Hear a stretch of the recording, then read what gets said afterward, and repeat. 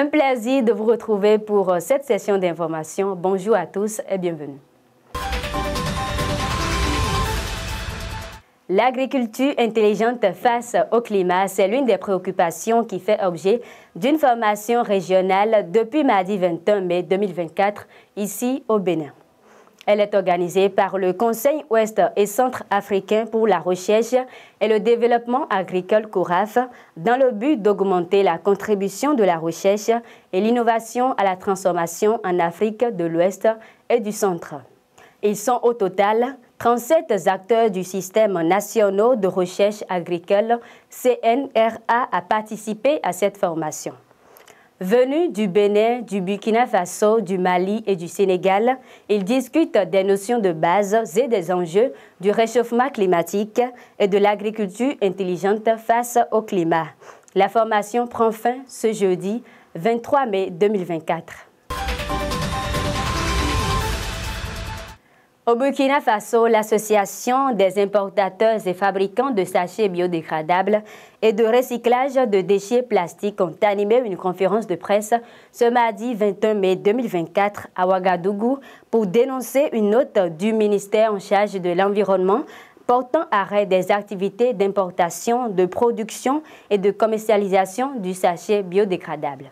Selon les membres de l'association, au-delà des conséquences néfastes du sachet sur l'environnement, il est important de prendre en compte ses multiples bienfaits pour les populations pendant la période de la COVID-19 contre les maladies liées à la poussière et au vent de l'harmattan. Ils ont aussi demandé l'annulation de la note de suspension du ministère et ont proposé une rencontre d'échange afin de trouver des solutions idoines. Aujourd'hui de la première Assemblée générale annuelle de l'Observatoire du riz de la CEDEAO au Nigeria. L'événement a réuni les organisations paysannes, les transformateurs, les distributeurs, les fournisseurs d'intrants, les institutions financières et plusieurs autres acteurs.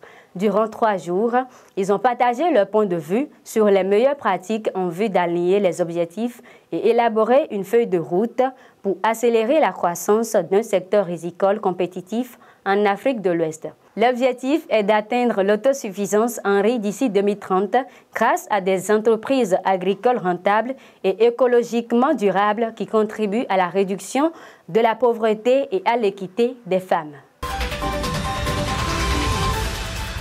Et pour finir, en Côte d'Ivoire, le Conseil du café cacao CCC suspend plusieurs coopératives pour stockage illégal du cacao. Selon les informations, il s'agit d'une quarantaine de coopératives qui tirent profit des difficultés des acteurs qui peinent à remplir leur contrat avec la faiblesse de la récolte de 2023-2024. Les coopératives suspendues et les acheteurs indépendants ont stocké plus de 60 000 tonnes de cacao depuis le début de la mi-campagne dans le but de les céder à des prix plus élevés à des exportateurs. Une pratique qui déstabilise le système national de commercialisation du cacao et met en difficulté certains exportateurs. Cette démarche du Conseil du café cacao CCC intervient dans un contexte où la commercialisation extérieure continue de tourner au ralenti. C'est la fin de ce Flash Info. Merci de nous avoir suivis et à la prochaine.